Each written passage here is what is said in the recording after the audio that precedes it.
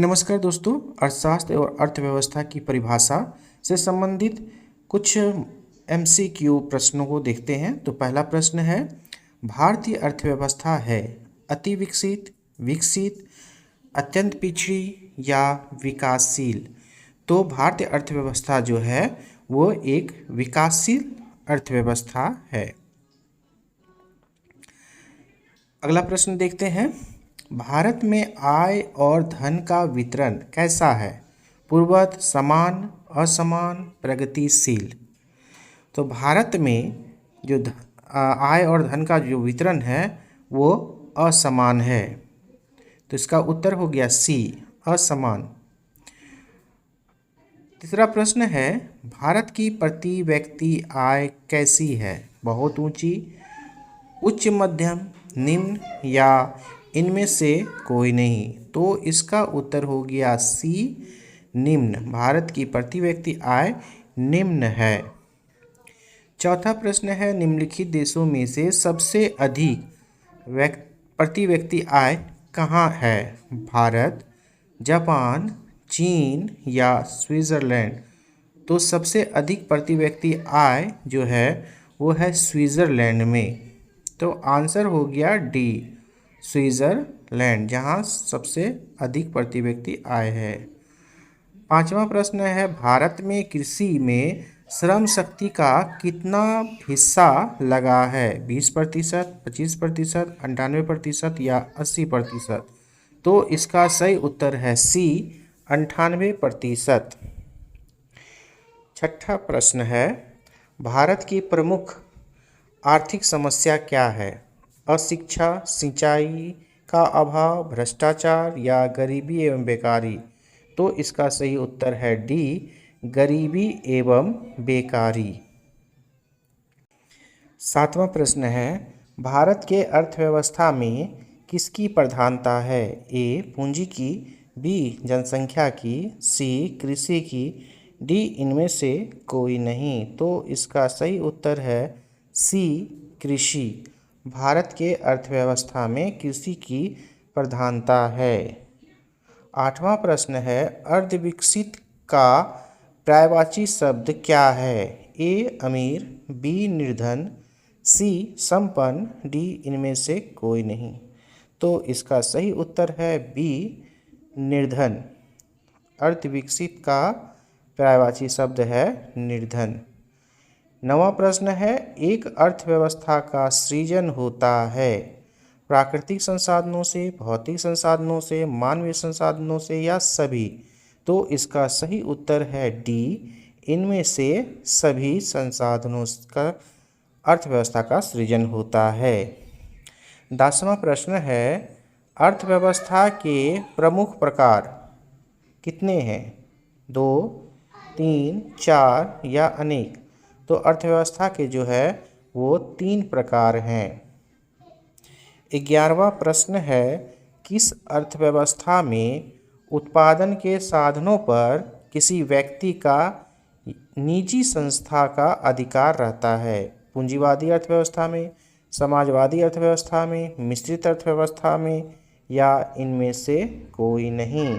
तो इसका सही उत्तर है ए, पूंजीवादी अर्थव्यवस्था में। तो उत्तर हो गया ए, पूंजीवादी अर्थव्यवस्था में। अगला प्रश्न है 12वां प्रश्न है, एक समाजवादी अर्थव्यवस्था में सर्वाधिक बल दिया जाता है आर्थिक स्वतंत्रता पर, उत्पादन कुशलता पर, अधिकतम आय अर्जित करने पर या लोक कल्याण पर। तो इसका सही उत्तर है डी, लोक कल्याण पर। समाजवादी अर्थव्यवस्था में लोक कल्याण पर जोर दिया जाता है। नेक्स्ट प्रश्न है, निम्नलिखित में कौन मिश्रित अर्थव्यवस्था की विशेषताएं हैं? निजी क्षेत्र, सार्वजनिक क्षेत्र, ए और बी दोनों या इनमें से कोई नहीं। तो मिश्रित अर्थव्यवस्था में निजी और सार्वजनिक दोनों क्षेत्र मौजूद होते हैं। तो उत्तर हो गया सी, ए और बी दोनों। अगला प्रश्न है, स्वतंत्रता प्राप्ति के बाद भारत का मुख्य आर्थिक उद्देश्य क्या था? ए तीव्र आर्थिक विकास, बी उत्पादन रोजगार सृजन, सी निर्धनता वितरण, निवारण या इनमें से सभी। तो इसका सही उत्तर है डी, इनमें से सभी। तीव्र आर्थिक विकास, उत्पादन, रोजगार और निर्धनता निवारण तीनों था। नेक्स्ट प्रश्न है, आर्थिक विकास माप के लिए सबसे उपयुक्त सूचकांक क्या है? राष्ट्रीय आय, प्रति व्यक्ति आय, राजनीतिक स्थायित्व या इनमें से कोई नहीं। तो इसका सही उत्तर है बी, प्रति व्यक्ति आय। आर्थिक विकास माप के लिए प्रति व्यक्ति आय सूचकांक उपयुक्त है। नेक्स्ट प्रश्न है, निम्न में किस देश में मिश्रित अर्थव्यवस्था है? ए चीन, बी अमेरिका, सी भारत, डी इनमें से कोई नहीं। तो इसका सही उत्तर हो गया सी भारत। भारत में मिश्रित अर्थव्यवस्था है जहां सरकारी और निजी दोनों साथ साथ है। निम्नलिखित में कौन सा देश विकसित अर्थव्यवस्था का उदाहरण है? इंडोनेशिया, श्रीलंका, भारत या अमेरिका? तो विकसित देश का जो इसमें से उदाहरण है वो है अमेरिका। अमेरिका एक विकसित अर्थव्यवस्था है। अगला प्रश्न है, अर्धविकसित देशों की कार्यशील जनसंख्या का अधिकांश भाग संलग्न रहता है। ए प्राथमिक क्षेत्र, बी औद्योगिक क्षेत्र, सी सेवा क्षेत्र, डी सभी। तो इसका सही उत्तर है ए प्राथमिक क्षेत्र। अगला प्रश्न देखते हैं 19वां, निम्न में किस क्षेत्र को प्राथमिक क्षेत्र कहे जाते हैं? ए औद्योगिक क्षेत्र, बी कृषि क्षेत्र, सी सेवा क्षेत्र, डी इनमें से कोई नहीं। तो प्राथमिक क्षेत्र जो है वो कृषि क्षेत्र को कहा जाता है। तो उत्तर हो गया बी कृषि क्षेत्र। 20वां प्रश्न है, आर्थिक संरचना का मुख्य उद्देश्य क्या है?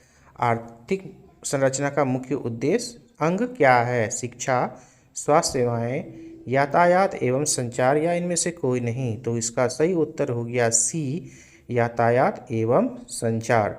तो दोस्तों वीडियो कैसा लगा? अगर वीडियो अच्छा लगे तो प्लीज़ वीडियो को लाइक एंड सब्सक्राइब और शेयर ज़रूर कर दीजिएगा।